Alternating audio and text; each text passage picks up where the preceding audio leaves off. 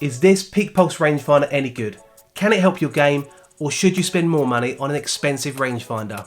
So is the PEAKPULSE rangefinder any good? What features does it have? How does it perform on a course? And what did I think after using it for 2 years? Now before you watch this review, I need to say that I've actually used this rangefinder on a day-to-day basis for 2 years. I bought one with my own money and I'm not being paid to give it a good review or a bad review. I just get asked a lot about the rangefinder and why I bought it in the first place. I've tested a lot of rangefinders over the years through the Fun Golf website, so I think I'm in a good place to give you my opinion. So let's talk about PEAKPULSE. They're not very well known. They sell mainly via Amazon and direct from their website. When you come across their brand, you might quickly scroll past, not realising what a bargain they offer in their laser rangefinders. But first of all though, let's be clear when comparing. This is a budget rangefinder. The price comes in around £70 or $85, so certainly an entry level versus other rangefinders on the market.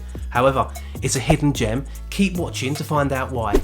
So when you open the box, you'll receive a rangefinder. You'll also receive a cool looking carry case. What I really liked was how easy it is to take it out of the case, no messing around, and a magnet that's really strong, and it never came apart by accident when I was playing on my rounds. It has a replaceable battery, so it's not USB charging. Now that's fine with me, but it might not suit everyone. In my experience of playing twice a week, I found that the battery life lasts around 6 months in rangefinders. This one is easy to switch in and out, it's just a little turn. It's got CR2 batteries which can be bought from any shop that sells them, no specialist batteries required. The only problem with USB charging rangefinders is that you can't just leave them clipped on your bag.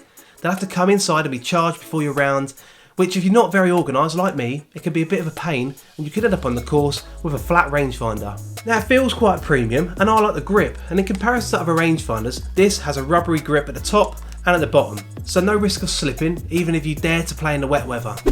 So how much does the PEAKPULSE rangefinder weigh? Well, who cares? Well actually the fact that it only weighs 91 grams is really important to know. If a rangefinder is too light, it might be hard to stabilise when you're aiming at your target and you might need to use 2 hands.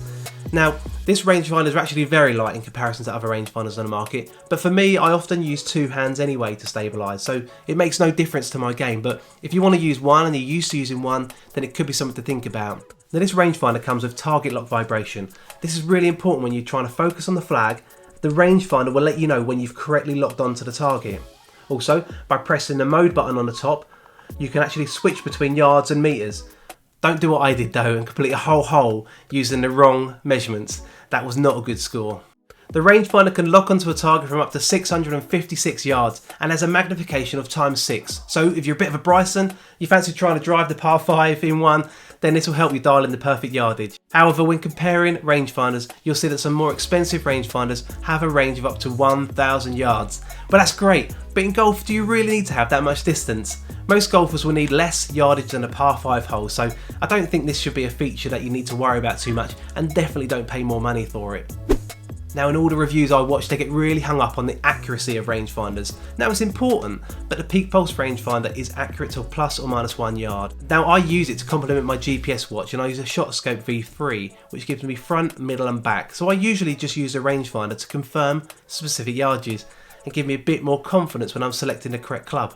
I suppose if you're a single figure handicapper or better, you might need a rangefinder which you can really rely on. However, during my rounds, when I checked the yardages against my GPS watch, they seem pretty accurate, and at my level of golf, as a 10 handicapper, that's absolutely fine with me. The other point I see reviewers focusing a lot of time on is how long it takes a rangefinder to return the distance. But don't worry, with this review I won't need to get out my stopwatch, the measurements come back straight away. If you've watched any of my previous videos, you'll know one of the features I think you should always get on a rangefinder is adaptive slope technology. In simple language, just helps you correctly measure the distance to the target, even if it's high or low. So if you're aiming for a raised green, it will tell you how much extra yardage to add, and vice versa. Now this is actually illegal in competitions, and if you use it in your monthly medal, you can get disqualified if you use it. The PEAKPULSE rangefinder has a slope function which can be turned on and off. There's a button underneath the eyepiece, just here. Now there's no LED light to indicate whether it's on or off, but I guess as long as you tell your playing partners you're not using it, I don't see any problems. Unless they're like some of the members at my club. So this is a really good rangefinder, and as I said earlier, it's packed with features. I found it accurate, very quick to return a yardage, and the slope function is really useful. I've used this rangefinder for 2 years, replaced the battery once, and had no issues at all. If you're looking to improve your golf game, spending a very small amount of money on a budget rangefinder is a great place to start. If you're not sure about the PEAKPULSE rangefinder, you should watch this next video, which is about another budget rangefinder I've also reviewed, and I'll catch you in the next one.